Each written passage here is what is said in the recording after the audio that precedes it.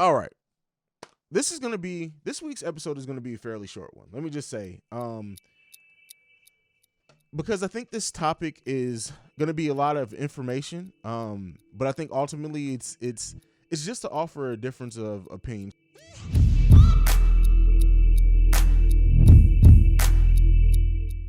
I had like little at home, I'm a photographer, so I did like a mini photo shoot for myself in this outfit I love. I did it in successive days, and it's Friday and Saturday, and posted them. And I got a lot of thoughts, a lot of comments about you really look happy.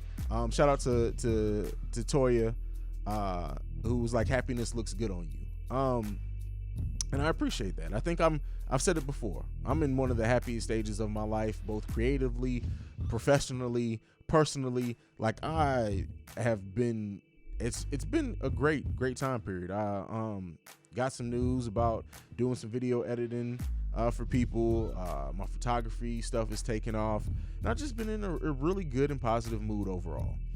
And so in this, I started thinking, like, it naturally came to me, and I was preparing kind of for the episode, preparing to record, and this thing kept popping in my mind, right? Happiness over everything. Like, we hear that all the time. I've said it before, happiness over everything, prioritizing your peace, all that. And those things aren't negative at all. Like, you should prioritize your peace. If something affects your peace too much, it has to go. Let me make sure I make that clear. But thinking about just the word happiness and how happiness is like this endorphin, right, that takes over. We start feeling great as hell when we're happy, right? You start feeling good. Food starts tasting better.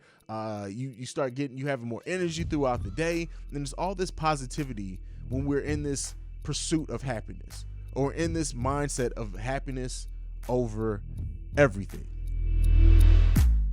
And so it just really started sticking with me. And then I started thinking about, well, what's the dark side of happiness, if there's any? So I started doing some research on this. There's actually been whole, like, psychologists have written whole papers on like the downsides and possible the dark side of happiness. And I wanted to talk about this with my audience because I don't think this is anything that we ever really consider. Definitely, I've never heard it talked about in any form of media, podcast, TV, anything. So, if this has been talked about, hats off to whoever did this first, because I'm never the one to think that I'm breaking completely new ground with a topic. Like I said, research has been done on this. I just don't know if it's been put out in this type of format for people to talk to. So I really want to talk about it. The dark sides of happiness. So, and this is not to say we shouldn't be happy. This is not to say you should do things that necessarily are meant to make you unhappy. We'll break it down as we keep talking about it. Maybe you guys will see where I'm going with it, because I know somebody just says the dark side of happiness, it starts sounding like we're trying to tell people to be unhappy. That's not what we're doing at all here.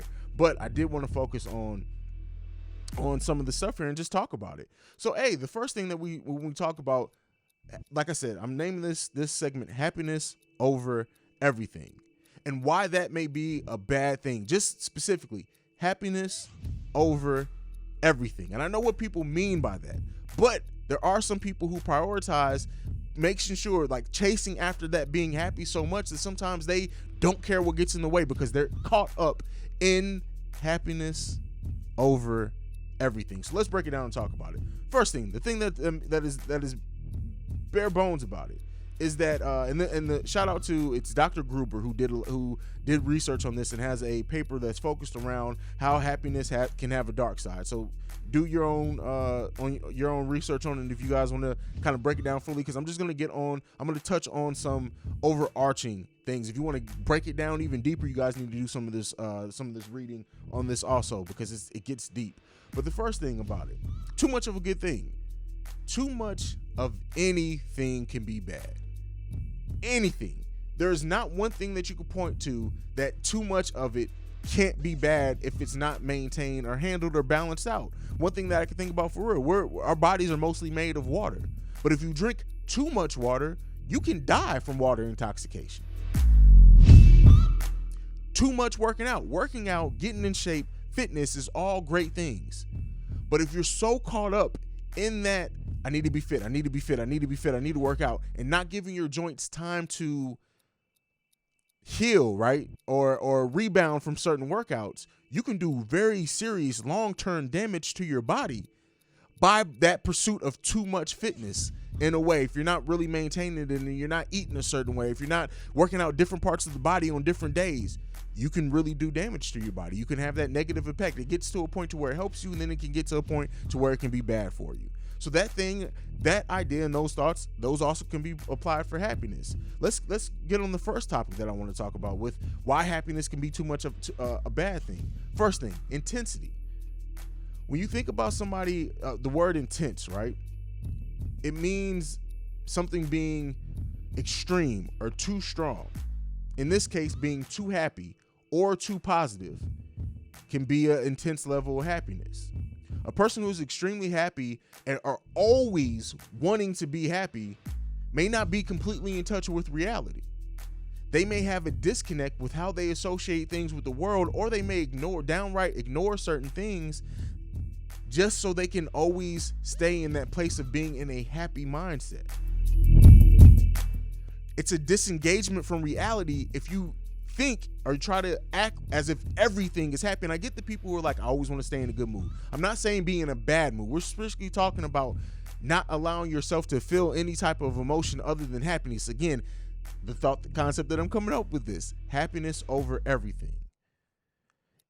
That mindset, if you have that disconnection with reality and with your own emotions, with processing negative emotions and negative things that happen to you, it can cause dysfunction in complete areas of your life. Again, no one is saying that you should search out things that make you unhappy, but you can't shy away from unpleasant experiences just because they force you out of that happy area or happy zone.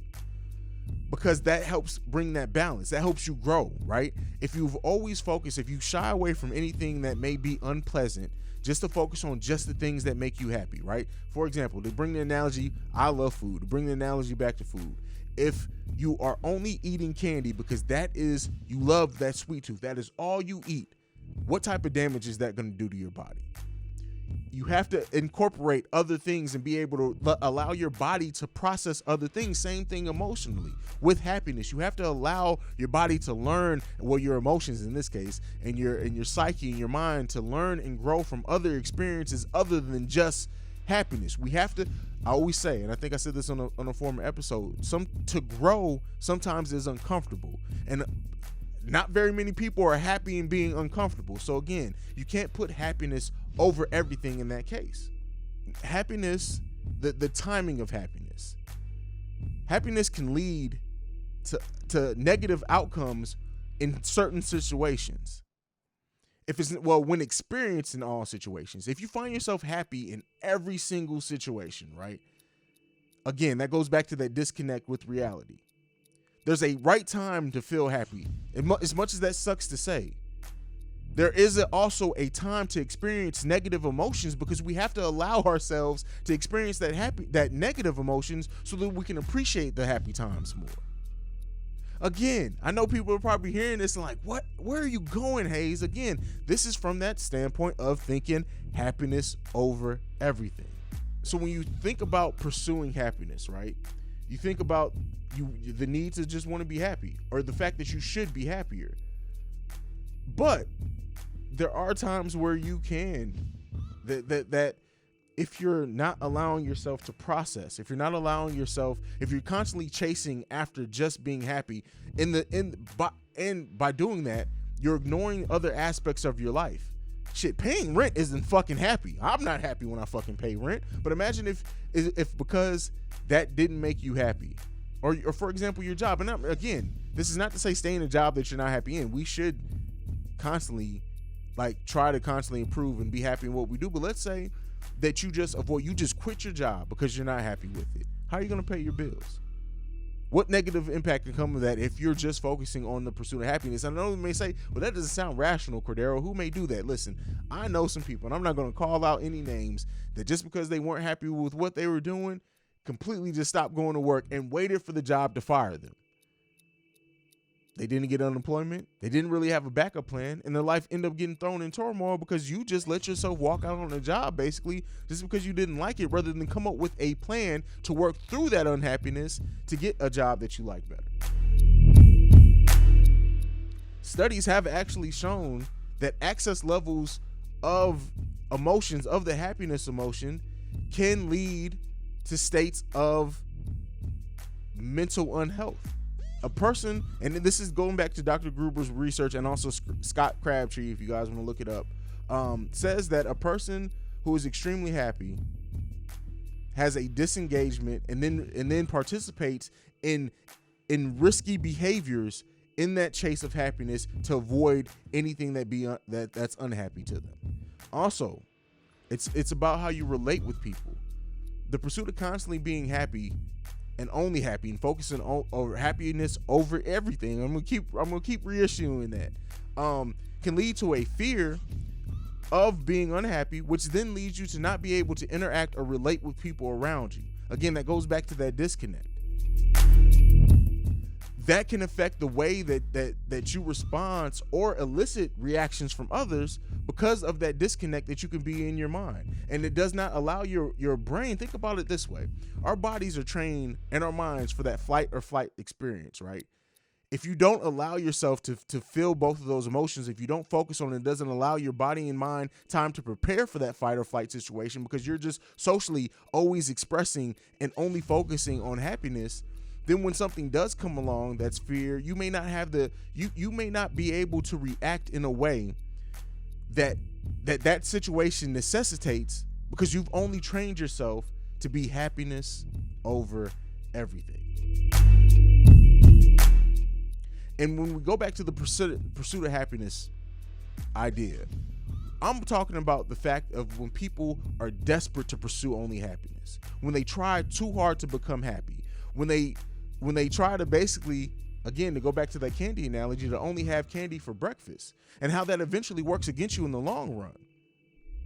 This is a paradoxical situation in which that pursuit of happiness comes with an expectation of what happiness looks like, but not every situation. If you hold yourself to only that standard, how are you going to achieve happiness or stay in it if you don't allow yourself to have this to get out of this self-defeating mindset? And by self-defeating, I mean that if anything that affects that affects her is a little bit, again, we're not trying to say search out things that are unhappy. We're not saying that. We're saying if you keep in that pursuit of happiness, in that happiness over everything mindset, you look at anything that is not that perfect ideal of happiness in your mind to make it feel like you've been defeated. You're self-defeating yourself. Whereas it's a balance. You have to even it out, and it has to be an even way of which you process that emotion and that feeling. Again, we're going to talk about how happiness being a negative. I got 3 examples that I want to highlight here on happiness being a negative. You pay less attention to details. Less attention to details when you focus on just the things that make you happy. And in this example, in this research, they found that they tested kids between 6 and 7, and again, kids between 10 and 11, and found that extreme happiness had an effect and disoriented. It took the kids off their game in detail-oriented tasks. Again, because you're missing that gray area. Again, it can make you less creative. Sometimes as creatives, especially, and I've said this before with me, is that if you only focus on the positive emotions, you can only create a certain thing based off those emotions. You have to allow yourself to feel the full gamut of emotions when you're a creative, because all that affects your creativity. So when you focus on only happiness over everything, it actually makes you less creative because you have boxing yourself in your mind over only using these certain criteria, these certain triggers. I guess triggers is kind of used as a negative way, but in this case I don't mean it negative, but you're only allowing yourself to process through the things that trigger happiness within inside you. So then it does make you less creative because you're painting yourself in a box. It's a happiness box, but again, life isn't just all that.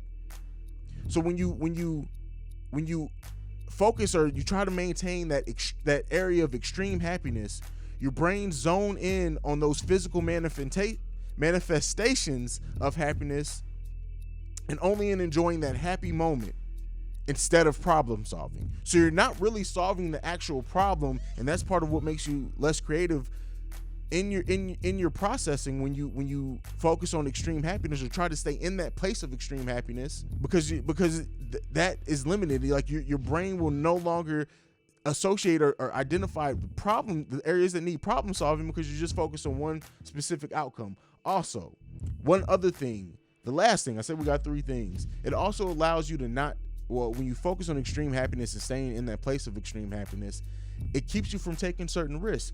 That happiness becomes so the focus, and you focus on just that day-to-day routine. It becomes routine of just the things that make you happy. Again, to go back to the food analogy, let's say the foods that you love the most are candy, apple pie, and ice cream. Let's just say it's those things, right?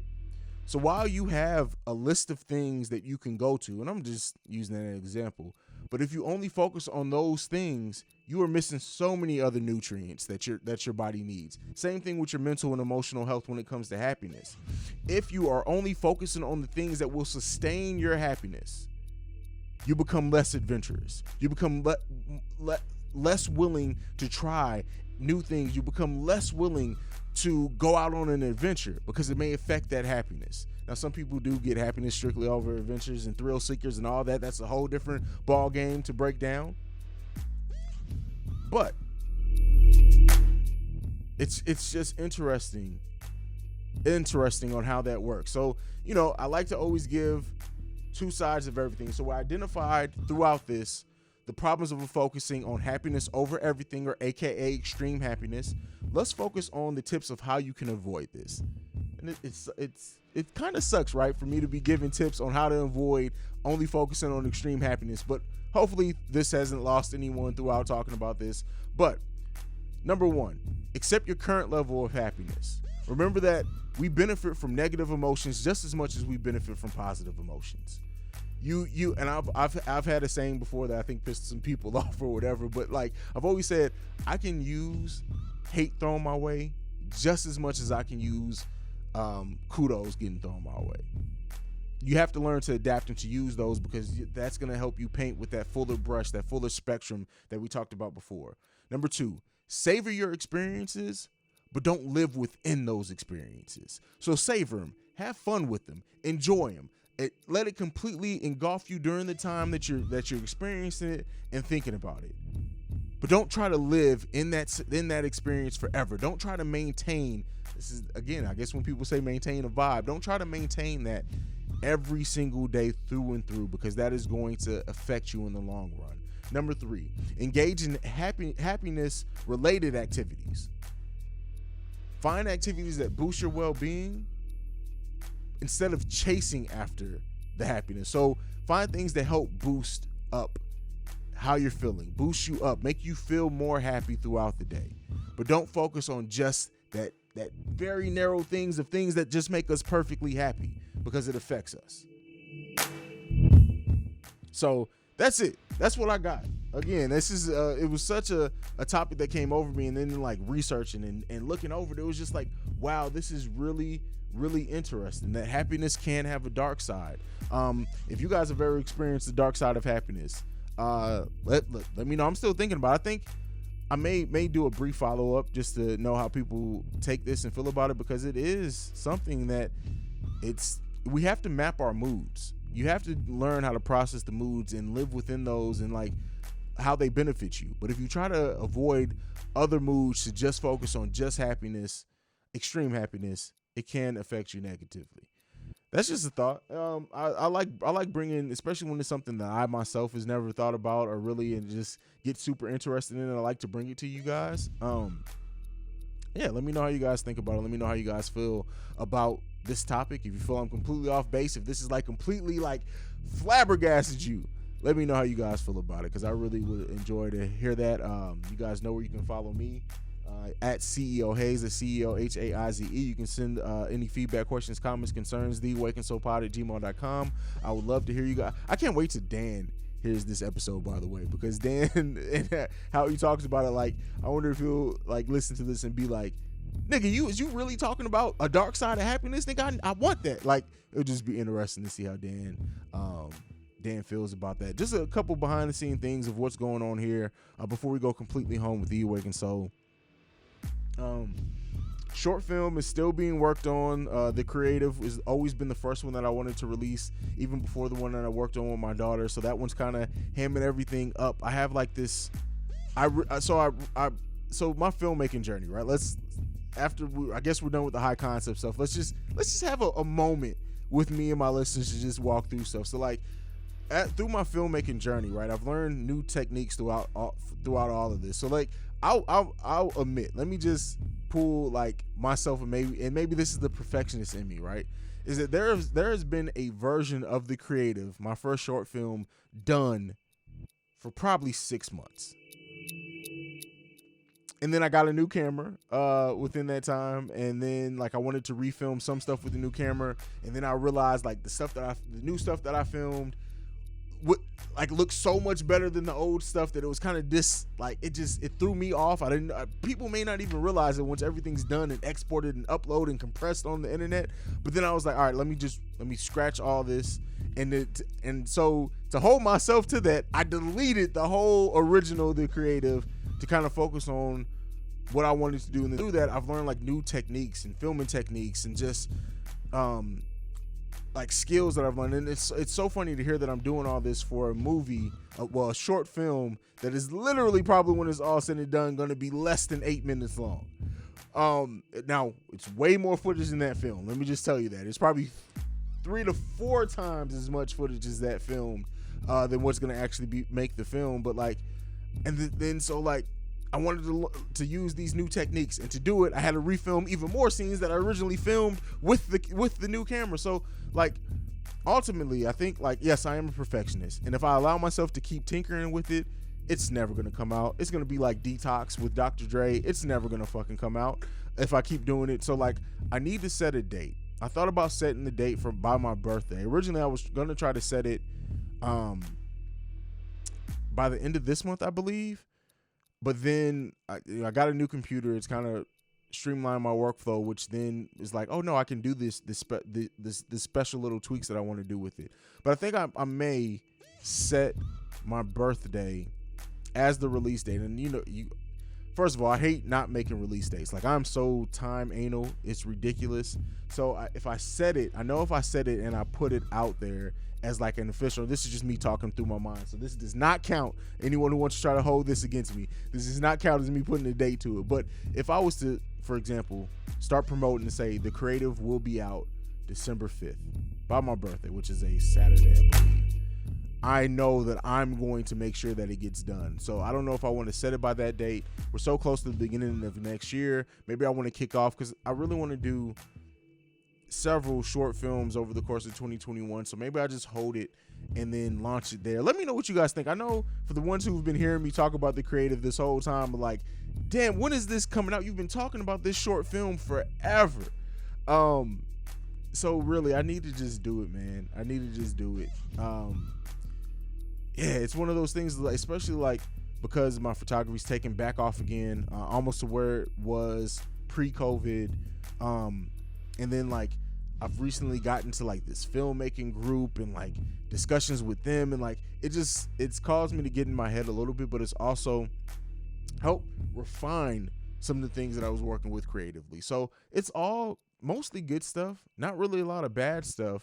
And a lot of it's just me in my own head, just wanting things to be absolutely perfect. Like I remember one scene in The Creative, like the lighting was just a little bit too high, like legit just a tad bit too high, and I scrapped all that footage from that scene. That whole couple hours, whole hour or so we were shooting, I scrapped all of that.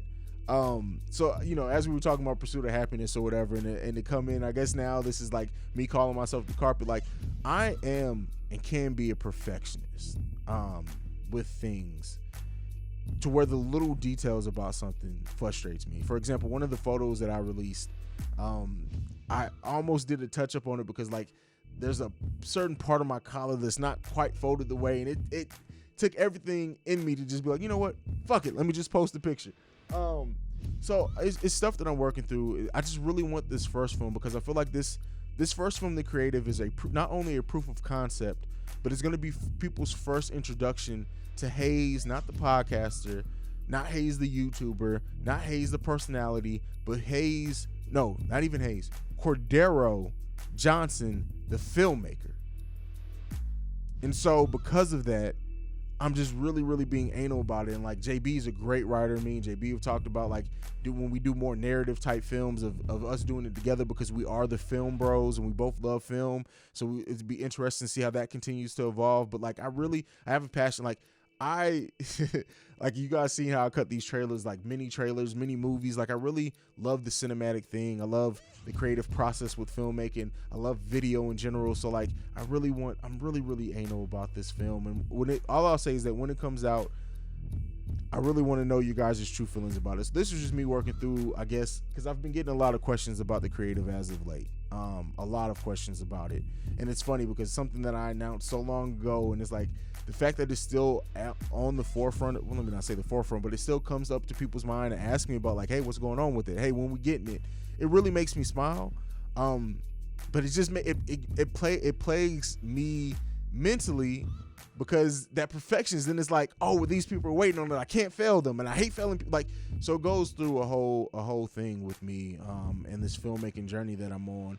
But yeah, I'm on it. I promise you, The Creative is gonna come out at the absolute latest. I'm gonna force myself to release it January 1st. Maybe it'll be a midnight thing, but outside of that, I promise you guys, The Creative is coming.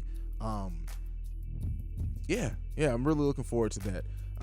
That's it. I think I just rambled like another additional like 5 minutes or so on like this filmmaking thing that I'm working on, and it honestly, it can be stressful, but it's not as much stressful as that sounds. It's like, damn, you thinking about it that much. Like it's all works of passion. Like I love this. So like when I had to delete all the last version of The Creative, I didn't feel sorry. Like I wasn't sad about it, because I knew that wasn't the best version of what I could create of that anymore. So I was fine letting it go.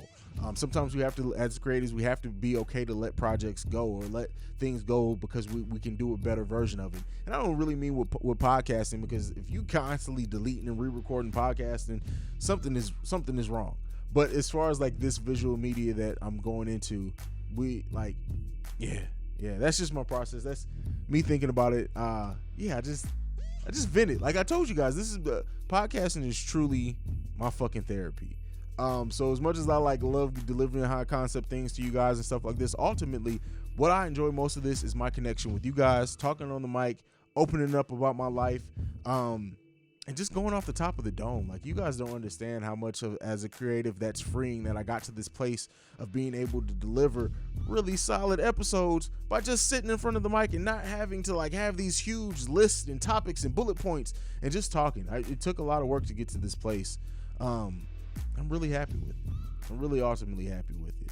But I think also one thing that as creatives that we do is I think we're always searching for that next best version of whatever it is that we're doing at that time. And sometimes, get back into the pursuit of happiness, in the pursuit of perfection, you can miss out on people seeing that journey, because there could be someone that, if I released that first version of the creative, that could have helped them on their filmmaking journey if they saw that first version, then saw the next thing that I did after that and saw the progression. I'm so busy trying to deliver the first perfect one out the gate, that I could have been something that could have helped other people by seeing me progress. Maybe I affected some people that way negatively. Damn, I'm just thinking about that. That kind of makes me feel bad for deleting it. Maybe I should have saved it and released both versions. Damn it. Hey, that could have been a special edition. See, this is what I work through and think about. All right, that's it. I'm rambling. I love each and every one of you guys. I know I say that and end it on every episode. I think I do it on every podcast unintentionally, because I really do. I'm someone who 3 years ago, I sat in front of a mic and I recorded the first episode of what became The Awakened Soul. And I'm here over 3 years later, still delivering it, still have just as much excitement as I've had that first time. That same stuff I get in my gut, that nervousness I get every time I deliver something to you guys, not out of the sense of is it going to be good or not, but because I open up on this thing in ways that I'd never do in person. And my audience respects me, and I respect the audience through and through for rocking with me all this time, like you guys have. I never thought that starting this podcast will take. Hell, Love Less and Badass Souls span out from this. The Breaks Radio span out from this podcast. I've done live shows. I've spoken at conferences, at live events, at festivals. Like, all this happened because God blessed me with an ability to sit down and talk on a microphone. And I don't take that for granted. God gives you gifts because he trusts what you can do with them. And I pray when it's all said and done that what I've decided to do with this, and by doing stuff that's more meaningful with this platform, I hope that it truly touches some people, man. Because I'm not gonna lie, it'd be easy to talk about random news items and celebrity news. Like, I know I kind of do it on the End of My Haize segment, but that would be easy. I can deliver 10 episodes a week doing that shit. But the reason why, and what I think makes the Awakened Soul special, is that that's never been the meat and bones of this podcast. We may talk about it, we may touch on it, but it's never been the focus of what we do here. But that's it. That's enough of me being sappy. I'm gone. I love each and every one of you guys. This has been a great experience, and everything. You can follow me at CEO Haize. You can follow the podcast at Awakened Soul Pod or at The Awakened Soul Pod. You can send us any feedback, questions, comments, concerns to theawakenedsoulpod@gmail.com. If you want to send us a voicemail, you can do so, 614-547-2039. I love each and every one of you guys. We're the number one podcast in the world, regardless of what some numbers may say. I'll see you guys next week. Peace. This has been a presentation of the Breaks Media.